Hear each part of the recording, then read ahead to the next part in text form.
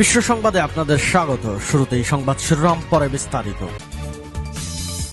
মার্কিন যুক্তরাষ্ট্রের অবৈধ সন্তান দখলদার ইহুদিবাদী ইসরায়েলের সময় শেষ হয়ে যাচ্ছে। ফিলিস্তিন স্বাধীনতার পক্ষে একের পর এক সমর্থন অর্জন করে যাচ্ছে। চারদিক থেকে ঘিরে ফেলা হচ্ছে ইসরায়েলকে। আন্তর্জাতিক আদালতে ইসরায়েলের প্রধানমন্ত্রী বেনিয়ামিন নেতানিয়াহু বিচারের মুখোমুখি হচ্ছে। জাতিসংঘে সারা বিশ্ব থেকে একঘরে হয়ে যাচ্ছে ইসরায়েল। এরই মধ্যে ইরান সরাসরি ঘোষণা দিয়ে ইসরায়েলের বিরুদ্ধে যুদ্ধে নেমেছে। ইসরায়েলের কলিজায় ঝাঁকে ঝাঁকে ড্রোন ক্ষেপণাস্ত্র হামলা করে ইসরায়েলের বিমান ঘাঁটি সহ সামরিক ঘাঁটি গুঁড়িয়ে দিয়েছে। ইরানের সেদিনের হামলায় যুক্ত হয়েছিল আরও ৩ মুসলিম শক্তিধর দেশ। এরপরই ইরানে পাল্টা হামলার ঘোষণা দিয়ে আসছিল ইসরায়েল। মার্কিন যুক্তরাষ্ট্রের সংবাদ মাধ্যমে ইতিমধ্যেই প্রকাশিত হয়েছে শুক্রবার ইসরায়েলের পাল্টা হামলা হয়েছে ইরানে। তবে ইরানে কোনো ক্ষয়ক্ষতি করতে পারেনি দখলদার ইহুদিবাদী ইসরায়েল। তবে ইসরায়েল আরো চাপে পড়ছে। এইবার খেপে গেছে মুসলিম আরেক শক্তিধর দেশ তুরস্ক। তুরস্কের president Recep Tayyip Erdogan Hamas নেতার সঙ্গে বৈঠক করেছেন। বৈঠক শেষে এক ভয়াবহ বার্তা দিয়েছেন।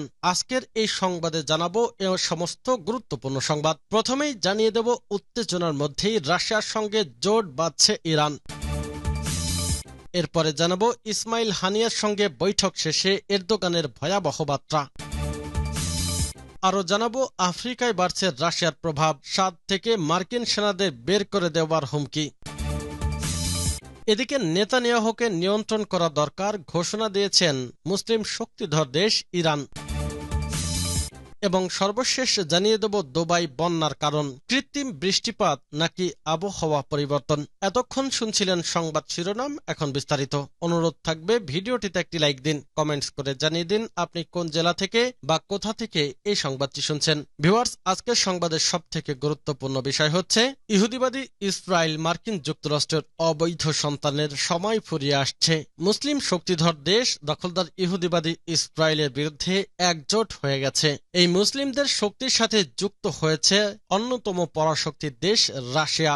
এইবার উত্তেজনার মধ্যেই রাশিয়ার সঙ্গে জোট বাঁধছে ইরান। ইরান মুসলিম শক্তিধর দেশগুলোর সাথে একজোট হয়ে মার্কিন যুক্তরাষ্ট্র এবং পশ্চিমাদের বিতরিত করতে চায়। আর সেই সাথে ইসরায়েলকেও পরাজিত করতে রাশিয়া মুসলিমদের সাথে জোট বেঁধেছে। ইনশাল্লাহ ফিলিস্তিন একটি স্বাধীন মুসলিম রাষ্ট্র হিসেবে মাথা উঁচু করে দাঁড়াবে। আর সেই সাথে পরাজয়ের লজ্জা নিয়ে বিতাড়িত হবে দখলদার ইহুদিবাদী ইসরায়েল। এতে আপনার মতামত কি, কমেন্টস করে লিখে জানান। উত্তেজনার মধ্যেই রাশিয়ার সঙ্গে জোট বাঁধছে ইরান। ইসরায়েলের সঙ্গে চলমান উত্তেজনার মাঝে এবার পশ্চিমাদের আরেক শত্রু রাষ্ট্রের সঙ্গে জোটবদ্ধ হচ্ছে ইরান। সামরিক এবং প্রযুক্তিগত সহায়তা উন্নয়নে মস্কো তেহরান কাজ করছে বলে জানা গেছে।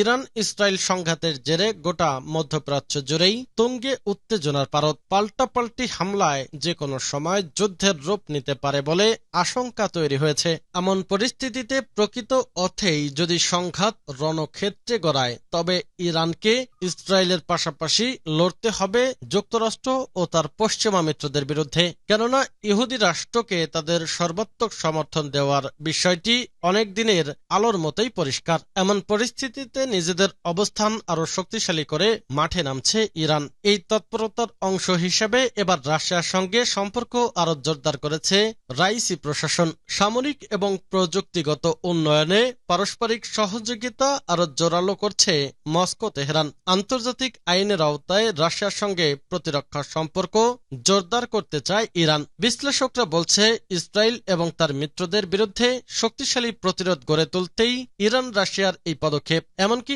আসন্ন দিনে পশ্চিমা বিরোধী অন্যান্য দেশগুলো সামরিক সম্পর্ক উন্নয়নে আরো তৎপর হতে পারে বলেও মনে করছে তারা। যদিও এমন জল্পনা অস্বীকার করেছে তেহরান।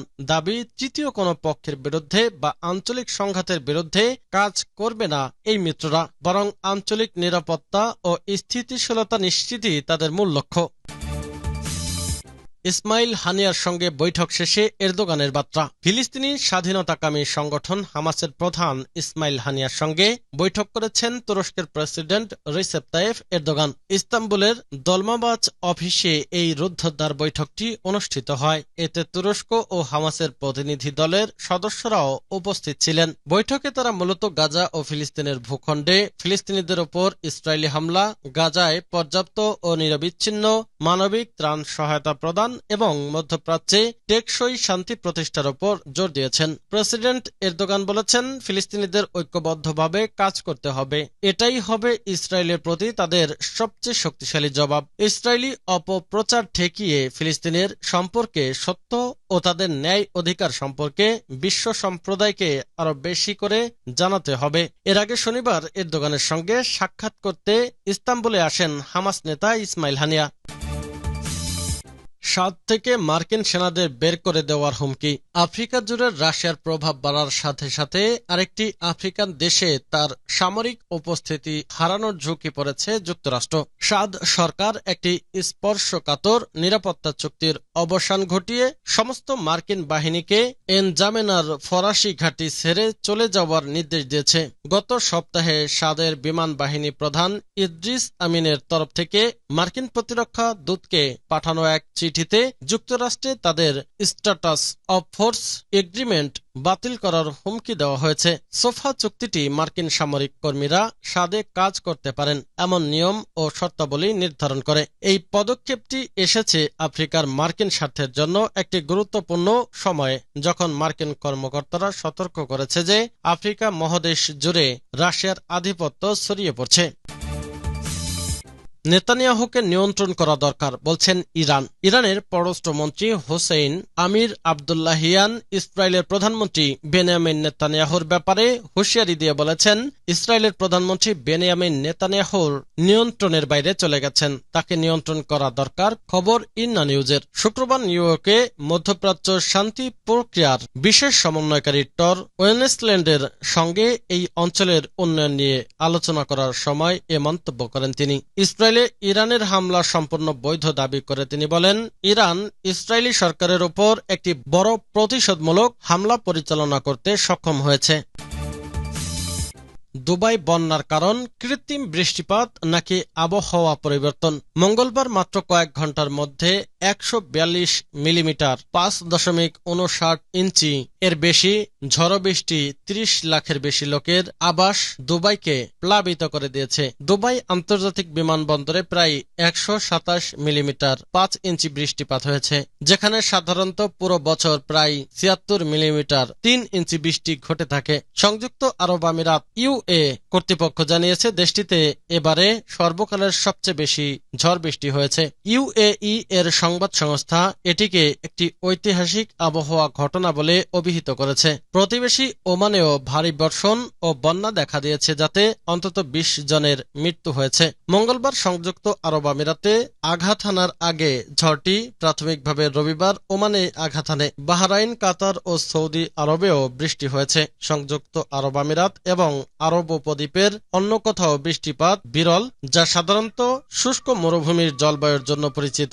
গ্রীষ্মে এই অঞ্চলটিতে বাতাসের তাপমাত্রা ৫০ ডিগ্রি সেলসিয়াসের উপরে উঠে থাকে। সামাজিক মাধ্যমগুলিতে ইউএইএ এর ন্যাশনাল সেন্টার ফর মেটিওরোলজি আবহাওয়াবিদদের উদ্ধৃতি দিয়ে দাবি করা হয়েছে যে ইউএই ক্লাউড সিডিং বা মেঘের মধ্যে বৃষ্টির বীজ বপন করে কৃত্রিমভাবে এই ঝড় বৃষ্টি ঘটিয়েছে। প্রতিবেদনগুলিতে বলা হয়েছে যে দুবাই বৃষ্টি শুরু হওয়ার আগে ৬ বা ৭টি ক্লাউড সিডিং বিমান উড্ডয়ন করেছিল, যা ১৯৯০ সালে শুরু হয়েছিল। তবে বিশেষজ্ঞরা বলছে যে ইউএতে রেকর্ড পরিমাণ বৃষ্টিপাত ও বন্যা সম্ভবত জলবায়ু পরিবর্তনের কারণে বেড়েছে। ইউএস ন্যাশনাল প্রাক্তন প্রধান বিজ্ঞানী রায়ান মাও বলেছেন, যদি ক্লাউড সিডিং এর জন্য এমনটা হতো তাহলে তাদের কাছে সব সময় পানি থাকত। আপনি হালকা বাতাস থেকে বৃষ্টি তৈরি করতে এবং 6 ইঞ্চি পানি পেতে পারেন না। জলবায়ু বিজ্ঞানীরা বলছে যে মানব সৃষ্ট আবহাওয়া পরিবর্তনের কারণে বিশ্বব্যাপী তাপমাত্রা বৃদ্ধি পেয়ে তীব্র বৃষ্টিপাত সহ বিশ্বজুড়ে আরো চরম আবহাওয়ার ঘটনা ঘটছে। অস্ট্রেলিয়ান ন্যাশনাল ইউনিভার্সিটির institute for climate energy and disaster solutions এর পরিচালক মার্ক হাউডেন বলেন, বৈশ্বিক উষ্ণায়নের ফলে দুবাইয়ের আশপাশের সমুদ্রে অভাবনীয় উষ্ণ পানি রয়েছে, যেখানে উপরে খুব উষ্ণ বাতাস রয়েছে। এটি সম্ভাব্য বাষ্পীভবনের হার এবং সেই পানি ধরে রাখার জন্য বায়ুমণ্ডলের ক্ষমতা উভয়ই বাড়িয়ে দেয়, যা আমরা দুবাইতে যা দেখছি তার মতো বৃষ্টির জন্য বড় মজুদের ক্ষমতা দেয়।